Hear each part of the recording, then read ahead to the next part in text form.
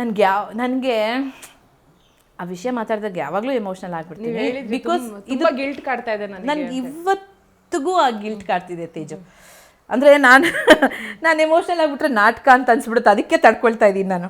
ಇಲ್ಲ ಬಹುಶಃ ಎಪಿಸೋಡ್ ನೋಡಿದವ್ರು ಯಾರಿಗಾದ್ರೂ ಹಾಗೆ ಅನ್ಸುತ್ತೆ ಮ್ಯಾಮ್. ಹೊಟ್ಟೆ ಉರಿದೋಯ್ತು ತೇಜು, ಹೊಟ್ಟೆ ಉರಿದು. ಅಂದರೆ ಆ ಹುಡುಗಿದು ಏನೂ ತಪ್ಪಿಲ್ಲ. ಅಂದರೆ ಇವರೆಷ್ಟು ಮ್ಯಾನಿಪ್ಯುಲೇಷನ್ಸ್ ಮಾಡಿದ್ರು ಇವರು ಹಕ್ಕಬುಕ್ಕಿಯರು ಅಂತ ಹೇಳಿದ್ರೆ, ಪಾಪ ಆ ಹುಡುಗಿಗೆ ನಿದ್ದೆ ಬರಲ್ಲ, ಬಾಂಬೆ ಲೈಫ್ ಕಂಡಿರೋಳು, ಮಿಡ್ ನೈಟಲ್ಲೆಲ್ಲ ಓಡಾಡ್ತಿರ್ತಾರೆ, ಯಾರ್ಯಾರ್ದೋ ಏನೇನೋ ಬ್ಯಾಕ್ಗ್ರೌಂಡ್ ಇರುತ್ತೆ, ನಮ್ಗದು ಬೇಡ ಆಯಿತಾ.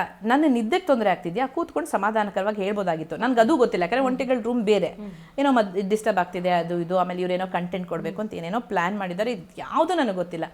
ನಾನು ಅದೇನೋ ನಮಗೆ ಬಿಗ್ ಬಾಸ್ ಏನೋ ಟಾಸ್ಕ್ ಕೊಟ್ಟಿದ್ರು, ಏನೋ ಮುಗೀತು, ನಾನು ಬಾತ್ರೂಮ್ಗೆ ಹೋಗಿ ಬರ್ತಾ ಇದ್ದೆ, ಈ ಹುಡುಗಿ ಫುಲ್ಲು ಸಪ್ಪೆ ಮುಖ ಹಾಕ್ಕೊಂಡು ಕೂತಿದೆ. ಆ ಥರ ಇರೋ ಹುಡುಗಿನೇ ಅಲ್ಲ, ಯಾವಾಗಲೂ ಚಿಲಬಲ್ ಹೂ ಅಂತಲೇ ಇರುತ್ತೆ. ಯಾಕೆ ರಕ್ಷಿತಾ ಏನಾಯಿತು ಅಂತ ಹೇಳಿದೆ, ಅದು ಕೇಳಿದ ತಕ್ಷಣ ಅಳು ಬಂದುಬಿಡ್ತು, ಯಾಕಂದರೆ ಕ್ಲೋಸ್ ಆಗಿಲ್ಲಲ್ಲ, ಅಳು ಬಂದುಬಿಡ್ತು. ಅಕ್ಕ ಬನ್ನಿ ಇಲ್ಲಿ ಅಂತ ಹೇಳ್ಕೊಂಡು ಹೋದ್ಲು ರೂಮಿಗೆ. ಇವ್ರು ಏನು ಮಾಡಿದ್ದಾರೆ ಅಷ್ಟರಲ್ಲಿ ಗುಂಪಿಗೆ ಹರಡಿದ್ದಾರೆ. ಅವಳು ರಾರಾ ಹಾಡ್ತಿದ್ಲು, ಅವಳ ಮೇಲೆ ದೆವ್ವ ಬಂದಂಗೆ ಆಡ್ತಿದ್ಲು.